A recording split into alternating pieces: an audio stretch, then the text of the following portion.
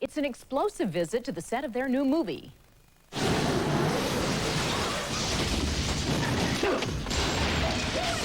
torching my house. Get down this hole. The chase is on and the action's nonstop in Mel and Julia's new movie, Conspiracy Theory. Get away from her! The fights are full of suspense, and Mel is running and jumping out of just about everything in the film. No! Sorry, I'm sorry.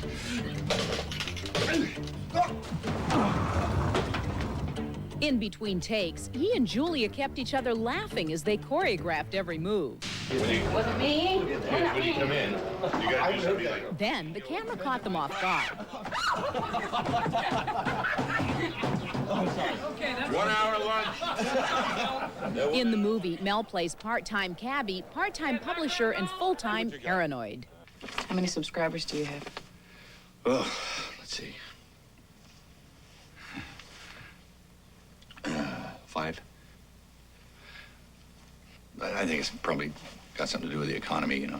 But when he publishes a theory that's too close to the truth, the bad guys take aim at the readers, and Mel teams up with Julia, a Justice Department attorney, for help. Hey, take it easy, Call an ambulance. He's in a wheelchair. Poke through me. Back away! Filming on the streets of New York, the stars seemed relaxed and upbeat. How you doing, Smiley? Huh? Great. Good. And while New Yorkers lined up for a sneak peek at the action, Mel and Julia brought traffic to an absolute standstill high above the East River. Where are we going? Oh, don't worry. I know what I'm doing. I'm a cab driver. But even as the chase is on, Mel and Julia find time for a little tenderness. Kiss me. What? For luck. Kiss me and just... Sure, you're crazy. No, I'm certifiable, I know, but kiss me once. Come on, kiss me and then we'll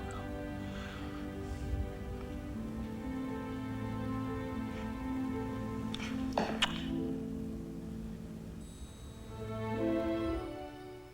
I mean, who would want to kiss Mel Gibson after all? Patrick Stewart co-stars with Mel and Julia in Conspiracy Theory, which opens 2 weeks from Friday. Madonna last saw Gianni Versace this spring in Miami, where he was murdered a week ago tomorrow. Madonna shares her memories of Versace this week with millions around the world and offers proof that even a superstar can be starstruck. Versace's murder hit Hollywood as hard as the fashion industry. Gianni was universally loved by the stars, but perhaps none loved him more than Madonna. In a stirring Time magazine essay, the Material Girl writes about the loss of her close friend. She tells of his extravagant life, vacationing in his Italian villa, and sleeping in his bed. She ends by saying, quote, "I'm going to miss you, Gianni. We're all going to miss you, but I've got a pocket full of memories in my Versace jeans, and they're not going anywhere," end quote. Models Derek and Drew Riker were neighbors of the design king and frequent guests at parties. They were stunned by his murder. Our apartment there was adjacent to his house. You know, so we shared the alley. That was scary too. It's right there. It just kind of came pretty close. That's the closest to home anything like this has ever come to us. Police say Cunanan's crime spree is now stretched across the country, hitting victims from every walk of life.